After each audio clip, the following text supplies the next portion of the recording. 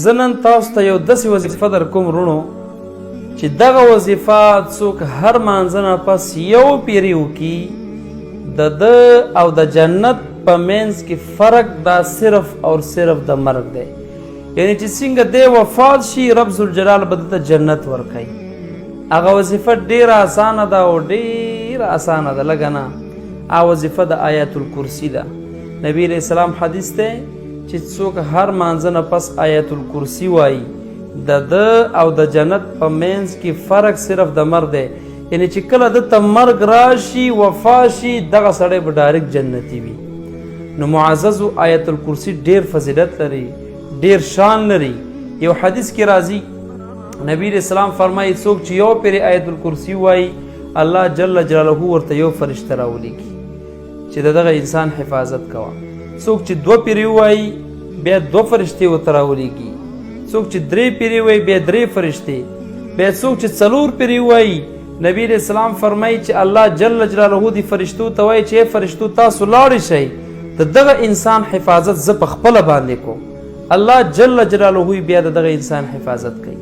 بعضې داسې ملیان راوتي هغه وایي چې آیت الکرسي کې هیڅ کمال نشته، هغه د چا حفاظت نشي کولی.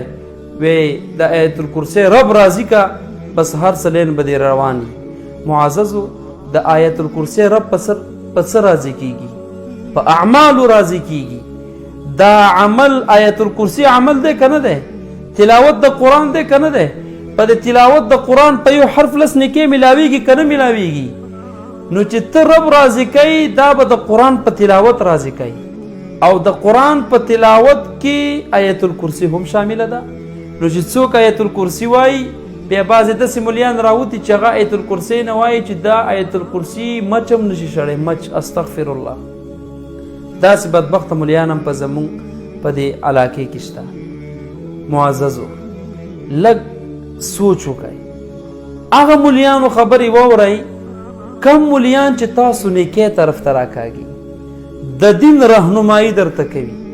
بعضې عوام صدګان دي هغه وایي چې تاسو موږ نه لاره ورکه کړې موږ چا پسې لاړ شو. موږ د هغه ملا ومنو که د ستا ومنو که د بل منو، یو ملا مه منه، د هغه ملا خبره ومنه کم ملا چې تا دین طرف ته راکاږي، د خدای ذکر طرف ته دې راکاږي. اوس چې ته وایي چې په وظیفو باندې په اعمالو باندې کار نه کیږي، چې وظیفه هم کار نه کوي عمل هم کار نه کوي، نو بیا به مونږ الله په څه راضي کوو؟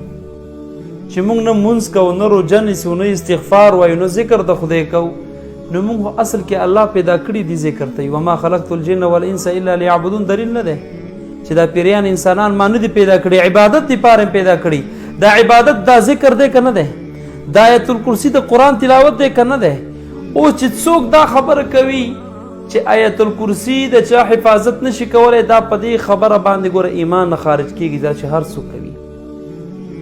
عزتمندو دا ویډیو نورو دوستانو سره مخکې شیر کړئ د ثواب په نیت، ځکه چې تاسو د یو عالم د یو قاري تلاوت تقریر مخکې چا سره شیر کو نو دا تاسو دپاره صدقه جاریه شوه.